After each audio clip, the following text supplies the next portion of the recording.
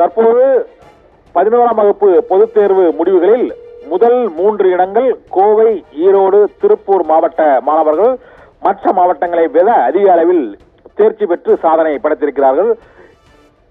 ஒவ்வொரு ஆண்டு வாரியாக இந்த தேர்ச்சி விகிதத்தை பார்த்தோம் என்றால் 2020ஆம் ஆண்டு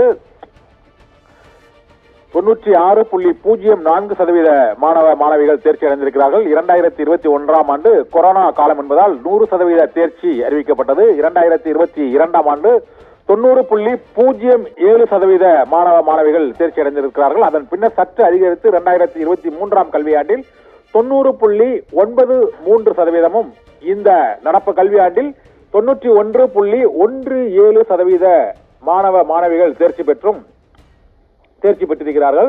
2020, 2021, 22 கடந்த 5 ஆண்டுகளில் தேர்ச்சி விகிதமானது இந்த கல்வியாண்டில் உயர்ந்திருக்கிறது. இது ஏற்கனவே 10ஆம் வகுப்பு 11ஆம் வகுப்பு பொதுத் தேர்வு முடிவுகளிலும் இந்த தேர்ச்சி விகிதமானது சற்று அதிகரித்திருந்தது. அதே போல இந்த ஆண்டும் தேர்ச்சி விகிதமானது 0.24% அளவுக்கு அந்த தேர்ச்சி விகிதமானது அதிகரித்திருப்பதை நாம் இப்பொழுது பார்க்கிறோம். 2020ஆம் ஆண்டு 96.04%, 2021ஆம் ஆண்டு தேர்ச்சி விகிதமானது கொரோனா காலத்தில் 100% தேர்ச்சி விகிதமானது அறிவிக்கப்பட்டிருக்கிறது. அதன் பின்னர் அந்த தேர்ச்சி விகிதமானது கணிசமாக உயர்ந்து 2023-24 கல்வியாண்டில் 0.24% அளவுக்கு தேர்ச்சி விகிதமானது உயர்ந்திருக்கிறது.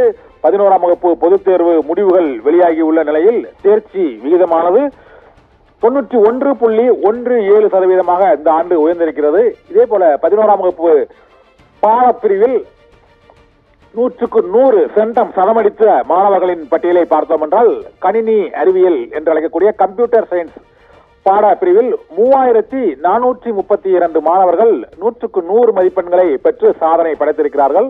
அதற்கு அடுத்து கணக்கு பாடத்தில் 779 மாணவ மாணவிகள் தேர்ச்சி பெற்று சாதனை படைத்திருக்கிறார்கள். இதன் பின்னர் காமர்ஸ் என்று அழைக்கப்படும் வணிகவியல் பாடத்தில் 620 மாணவ மாணவிகள் +1 பொதுத் தேர்வில் 100க்கு 100 மதிப்பெண்கள் சென்டம் எடுத்து சாதனை படைத்திருக்கிறார்கள்.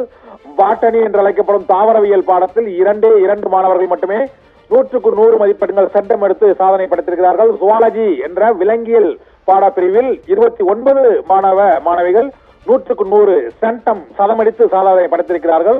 அதிகபட்சமாக கம்ப்யூட்டர் சயின்ஸ் என்று அழைக்கக்கூடிய கணினி அறிவியல் பாடப்பிரிவில் 3432 மாணவ மாணவிகள் 100க்கு 100 மதிப்பெண்களை பெற்று சாதனை படைத்திருக்கிறார்கள்.